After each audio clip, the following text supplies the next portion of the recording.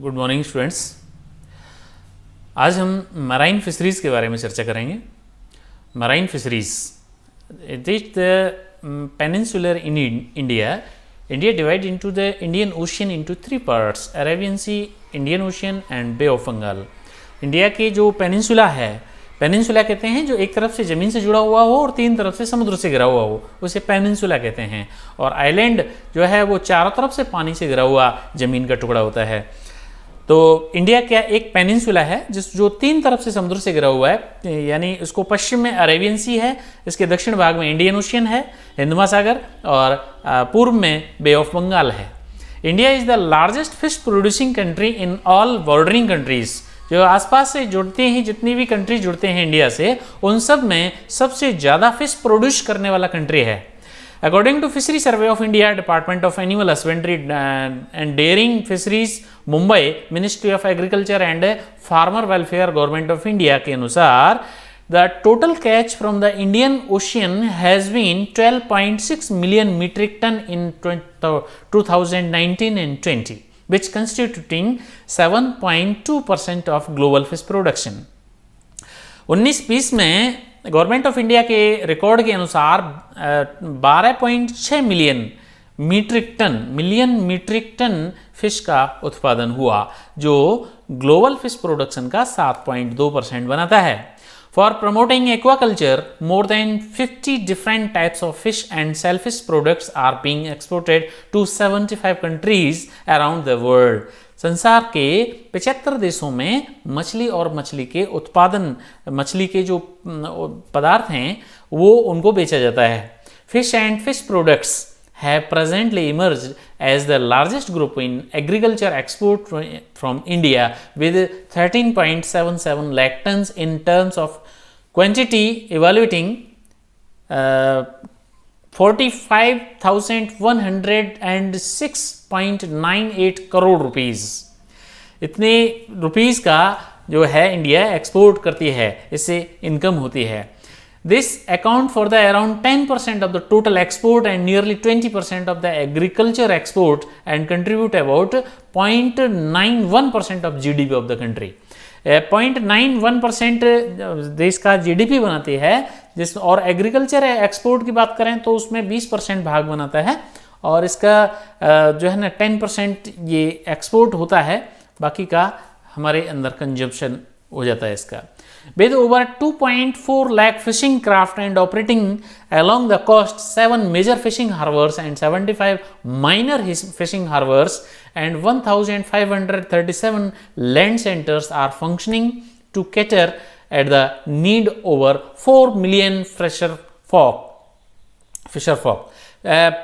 4 million यानी कि 40 लाख फिशरमैनों को सेटिस्फाई करने के लिए उनके लिए 7 मेजर फिशिंग हार्बर बनाए गए हैं और 75 माइनर फिशिंग हार्बर बनाए गए हैं।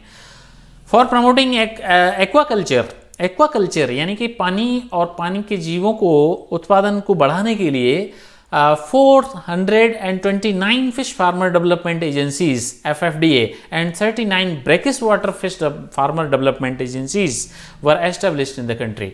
इतने इस देश में एस्टेब्लिश की गए हैं। Annual carp seed production is to the tons of 40 million fry, and that the shrimp is about 54 million fries, fingerlings, and with the increasing species diversity in the recent past. Besides large-scale freshwater food, fish culture, ornamental fish culture, and the high value of marine fish farming are gaining importance in the recent past years. This is a table showing the various data. Global fish production is third. India in the Indian fisheries is in the third, and in aquaculture in second number. The contribution of fisheries to GDP is 0.091%. Contribution of fisheries to agriculture is 5.3%. Per capita fish availability 9 kg. Annual export earning and 45,106.98 crore rupees. Employment 14 million people, and coastline is 8,118 kilometer exclusive economic zone is 2.02 million square kilometer. Continental shelf is 0.53 million square kilometer. Rivers and canal 1,95,210 kilometer. Rivers and canal constitutes. Reservoirs at 3.15 million hectare, and food plains, lake and derelict water is 0.798 million hectare. Estuaries is 0.290 million hectare. The National Fishery Development Board was established in 2006 as an autonomous organization under the administrative control of Department of Animal Husbandry and Dairying and Fisheries, Ministry of Agriculture and Farmer Welfare, Government of India, to enhance the fish production and productivity of country and to coordinate fishery development in the integrated and holistic manner. Bharat सरकार ने एक NFDB नामक एक board बनाया है fishery development को बढ़ावा देने के लिए 2006 में, जो उसका कंट्रोल करता है, इसको होलिस्टिक मैनर में इसको बढ़ावा देने के लिए ये बनाया है board. Marine fishery can be broadly divided into two groups, coastal and inshore fisheries और डीप सी और offshore fisheries. Inshore fisheries and offshore fisheries, coastal fisheries or deep sea fisheries. Marine fish production is comparatively more from the coastal than from the deeper water. Former contribute the 44% while the latter constitute 11% of the total catch. यानी coastal जो area पर fish catch होता है वो 44% होता है और बनाता है फिशरी सेंटर का फिशरी परसेंटेज, और जो ऑफशोर फिशरीज होती है डीप सी फिशरी वो 11% बनाती है. There are about 1200 landing centres on the coast line. Coastal area is divided into two parts. East coast includes the west Bengal coast, Odisha, Andhra Pradesh coast, Visakhapatnam, Coromandel, Pulicat lake, Tuticorin and gulf of Mannar and Parkway between the Sri Lanka and India. The Malabar coast in the Punami to Mangalore and Comorian coast. The west coast includes the Kathiawar coast, Gujarat coast, Gujarat, Mumbai coast, Maharashtra, Konkan and Malabar coast, Maharashtra.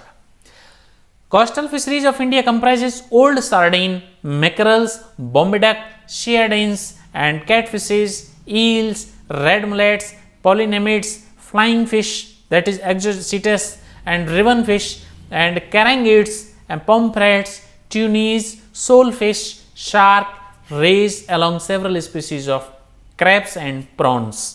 Crabs और prawns भी fishing industry के साथ में ही fishing इनकी की जाती है, जो इसके साथ ही अटैच ये है. कुछ फिशेज हैं जो मैराइन फिशरीज के साथ में ये फिशेज इनकी फिशिंग की जाती है, जैसे कि सार्डिन फिश. ये सार्डिन फिश हैं, ये भी एक फूड के काम आते हैं. ये मैकरल्स फिश हैं जो ये बहुत ही ज़्यादा मात्रा में उसको जाल के अंदर आती हैं. मैकरल्स, इसकी बॉडी बिल्कुल ओवल होती है और ये बाइफरकेटेड इसकी टेल. और ये है बॉम्बे डक, जिसे हार्पोडोन हेरुरस भी कहते हैं. बॉम्बे डक एक लंबा होती है और इसका जो मुंह है वो चौड़ा होता है और इसके हॉर्नी टीथ होते हैं. एक बिल्कुल सिलिंड्रिकल बॉडी होती है इसकी. इसे बॉम्बे डक या बॉम्बे के किनारे पर पाई जाती है महाराष्ट्र में, और इसे हार्पोडोन हेरुरस भी कहते हैं. ये एक रिवन फिश है जो रिवन के आकृति की होती है, जैसे बिल्कुल फीता होता है उसके आकृति की ये होती है, इसीलिए इसका नाम रिवन फिश है. इसके मुंह में भी दांत होते हैं, मुंह छोटा होता है, हेड छोटा होता है, लेकिन इसके कंटिन्यूअस डोर्सल फिन फोल्ड पाया जाता है जो कांटों से इसके स्पाइन से सपोर्टेड रहता है. और बाइफरकेटेड इसकी टेल फिन होती है. एक छोटी सी वेंट्रल फिन भी पाई जाती है. ये इसकी ईल है, ईल फिश या ईल, जो बिल्कुल सांप के जैसी लंबी होती हैं और ये काफ़ी संख्या में होती हैं. इनकी सतह भी चिकनी होती है और इनके ऊपर एक dorsal continuous dorsal fin fold पाया जाता है. इनकी गोल आँखें और माउथ छोटा होता है. इनके पेक्टोरल फिन काफ़ी छोटे होते हैं और ये मसल्स की सहायता से बहुत तेज़ी से पानी में तैरती हैं. इनके अंदर वेंट्रल फिन फोल्ड भी पाया जाता है. वेंट्रल फिन फोल्ड और डोर्सल फिन फोल्ड दोनों मिलकर के कंटिन्यूस फिन फोल्ड बनाते हैं.